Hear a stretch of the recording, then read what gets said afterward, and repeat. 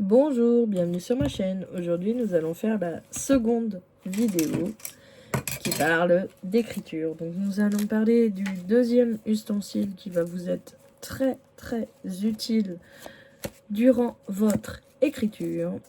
Ce sont des post-it de toutes les couleurs possibles, de toutes les formes possibles, de toutes les tailles, de autant que vous voulez. Ce sont des ustensiles qui sont excessivement utile dans votre écriture. Voilà, moi j'en ai énormément, vous voyez, j'en ai plein, beaucoup, de toutes les formes possibles et inimaginables. Donc les signets comme ça, c'est très utile pour marquer votre page quand vous écrivez des choses et que vous voulez les retenir, qu'elles sont très importantes. Vous pouvez pas marquer vos pages avec des signets comme ça. Donc ceux-là, ils sont un peu plastifiés, ceux-là aussi. Vous en avez d'autres comme ceux-là qui sont entièrement en papier. Et vous en avez encore bien d'autres de plusieurs formes, plusieurs tailles, comme vous voulez. Mais ça, c'est très important, c'est très utile pour marquer vos pages quand vous écrivez des choses sur lesquelles vous voulez revenir ou sur lesquelles vous savez que c'est important et qu'il faut que vous marquez un signet. Donc ça, c'est très important. Et ensuite, bon, bah, vous avez les post-it classiques qui sont très importants. Donc moi, quand j'écris, j'utilise une méthode qui est personnelle. Donc après, vous trouverez la vôtre. Mais je peux déjà vous dire que moi, ma méthode à moi, j'utilise un grand carton que je coupe en deux.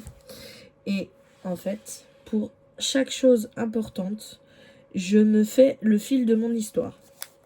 C'est-à-dire que pour certains, le fil d'une histoire, c'est un trait, tout droit comme ça, où vous écrivez début, fin. Et en fait, pour chaque chose qui se passe, vous mettez un post-it d'une certaine couleur. Vous pouvez mettre un post-it bleu, par exemple, pour le personnage principal. Vous pouvez mettre un post-it rose pour le méchant, parce que moi, c'est une couleur que je déteste, donc j'utilise le rose. Parce que justement, ça représente ce que je déteste, donc forcément, c'est le méchant. Après, avec le violet, vous pouvez mettre un compagnon du personnage principal. Avec le vert, admettons, vous pouvez mettre le cheval de votre héros, si c'est un cavalier, etc., etc., etc.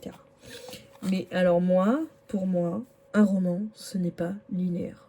Voilà. Donc il y en a beaucoup qui vont vous marquer un trait comme ça, et qui vont vous réciter le début, la fin, etc.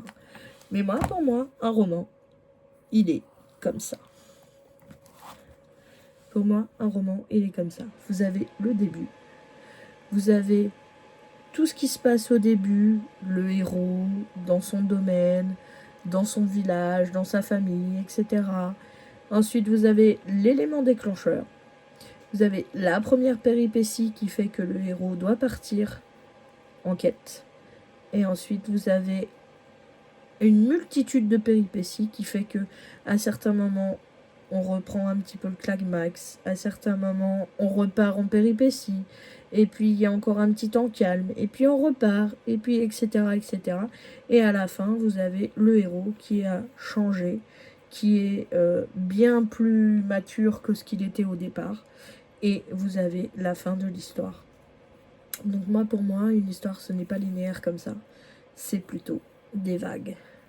Parce que vous avez un début, un élément déclencheur, des péripéties et une fin.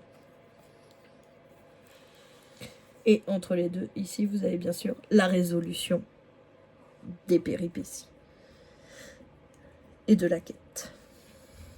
Voilà. Donc ça, ce sont des ustensiles qui vont vous être énormément utiles.